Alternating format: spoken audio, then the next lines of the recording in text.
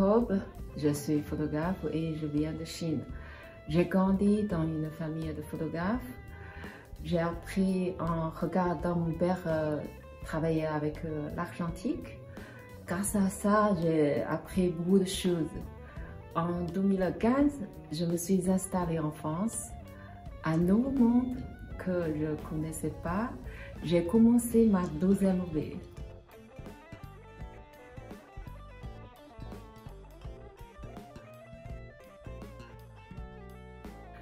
Depuis le début des années 2000, je travaillais en numérique. J'essaie de faire le moins de retouches possible. Je suis très attachée à l'authenticité des photos que je prends. Je suis principalement inspirée par le regard et la vie des gens. Après 4 ans passés en France, mon regard avait beaucoup changé. J'ai pu redécouvrir mon pays sous un angle nouveau. J'ai croisé des visages, leurs regards m'ont profondément touchée.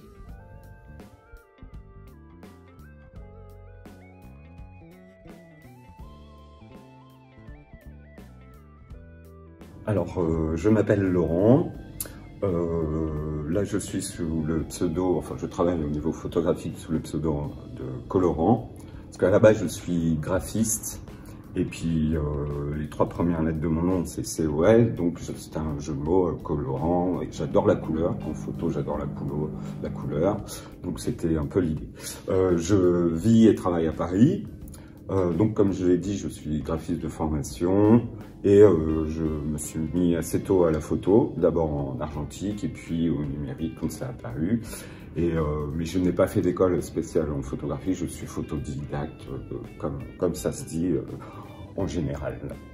Alors, ce que j'aime en photo, vu que je suis graphiste, j'adore le graphisme et la photo. J'essaye de lier les deux, c'est-à-dire que j'adore dans une photo le côté, surtout, j'aime bien faire ressortir le côté graphique. Ce qui m'inspire le plus, donc c'est plus la rue, la ville en général, l'urbanisme, l'architecture et les gens de la ville.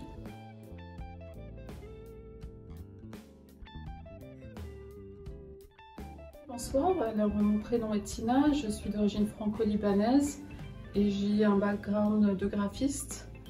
Je suis aussi photographe et autrice de livres de voyage. Alors tout a débuté par un voyage dans le sud de l'Inde où je faisais du volontariat. Et j'ai rassemblé donc de super portraits d'enfants, comme je faisais du volontariat dans une école. Et je me suis dit que je devais absolument faire quelque chose. Et avec mon regard de graphiste, j'ai décidé de présenter ces photos sous forme de livre. Et mon livre a un format un peu particulier, se présente par un boîtier de dépliants, accompagné aussi de mots, de poésie de l'Inde. Et voilà, donc comme ça avait pas mal marché.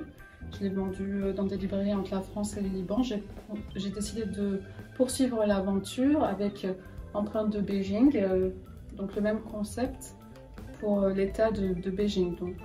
Et la particularité donc, de ces livres, c'est qu'ils sont traduits en plusieurs langues. Donc, par exemple, on a Visage du Karnataka en français et en anglais, et Empreinte de Beijing en français, en anglais et en mandarin. Donc, pour chaque achat d'ouvrage, 1 € sera remis à une association qui contribue à l'amélioration environnementale et les conditions sociales de vie des gens des lieux en question.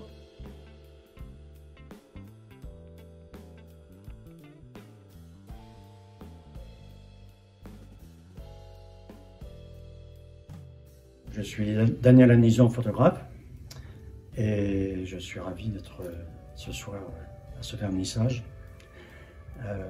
J'ai commencé la photo il y a, pas tout jeune, mais il y a quand même au siècle dernier, ce qui m'a permis d'avoir un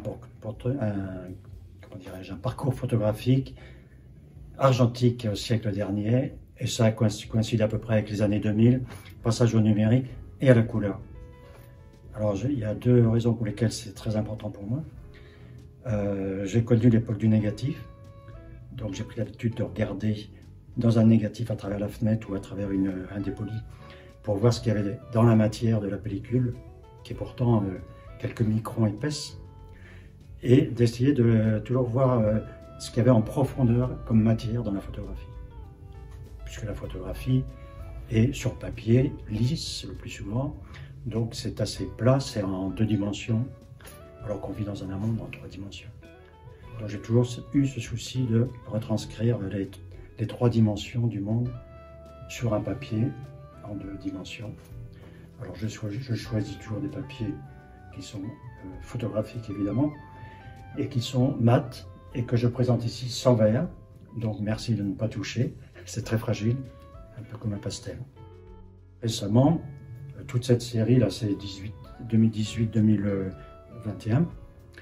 il y a beaucoup de choses qui sont la nuit, et en plus c'est 2 séries, c'est un extrait de 2 séries que j'ai exposées l'an dernier qui comportaient 27 images je crois, donc il y a une partie qui se trouve, on pourrait appeler ça chemin d'ici, puisque c'est autour de chez moi en Aubrac, où dans un rayon d'1 kilomètre, je me balade la nuit très souvent. Et cette vision de nuit m'amène à générer des nouvelles images. Donc pour moi c'est très important. Voilà. Et elles me permettent en plus d'imaginer un paysage ailleurs, chemin d'ailleurs, qui en l'occurrence est le Japon, où je n'avais jamais été malgré mes nombreux voyages. Donc j'ai fait 2 voyages au Japon. Alors j'aimerais bien que les gens se disent en sortant de cette exposition, se dire ah bah tout est photographique, c'est-à-dire un fin fond de banlieue avec une belle architecture et des enfants qui jouent, bah c'est beau, c'est photogénique.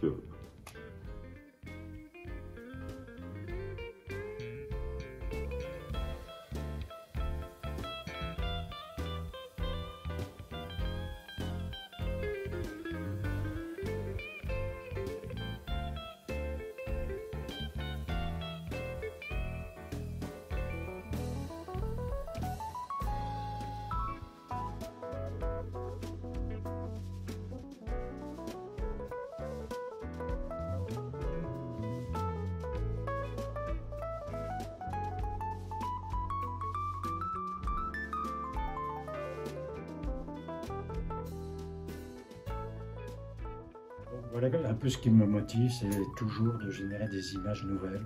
Et je souhaite que les spectateurs s'en génèrent eux-mêmes des nouvelles à eux, à partir de mes images.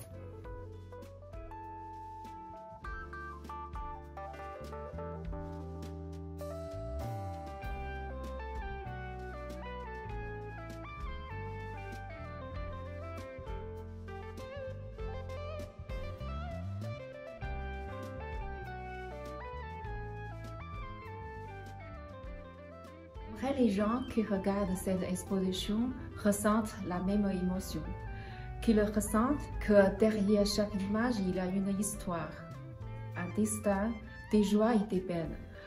Transmettre et entretenir une mémoire à travers le regard de ces gens.